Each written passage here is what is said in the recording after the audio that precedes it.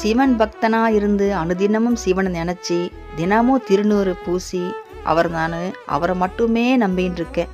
வாயில் வர வார்த்தைகள் எப்போவுமே சிவாய நம என்ன வார்த்தை தான் வாயில் வந்துக்கிட்டே இருக்கும். சிவனே கதின்னு சிவனே நம்பி இருக்கேன். ஆனாலும் ரொம்ப சோதிக்கிறாரு, ரொம்ப சோதனை கொடுக்குறாரு. கஷ்டங்கள் ரொம்ப அதிகமாக இருக்குது. எண்ணிலடங்காத சோதனைகள், கட்டுக்கடங்காத வறுமை. எதுக்கு பணம் தேவை, அதுக்கு பணம் தேவை. குழந்தைகள் இருந்து குடும்பத்தில் தேவைக்கான பணம் இல்லாமல் ரொம்ப கஷ்டத்தில் இருக்கேன், ரொம்ப வறுமையில் இருக்கேன். இருக்கிறதா சாகிறதானே தெரியாத ஒரு சூழ்நிலையில் நான் இருக்கேன் அப்படின்னு சில சிவன் பக்தர்கள் இருப்பாங்க. அவங்களெல்லாம் இவ்வளோ கஷ்டத்துக்கு ஆளாக்குறாருன்னா சிவன் அவங்கள நெருங்குறாருன்னு அர்த்தம். நம்ம ஒரு கஷ்டப்படுறோம்னா, சோதனை அதிகமாக வருதுன்னா சிவன் நம்மளை நெருங்குறாருன்னு அர்த்தம். சிவன் அன்பின் பொருளானவர், அன்புக்கு வடிவானவர், அன்புக்கு தலை வணங்கக்கூடியவர் தான் சிவன்.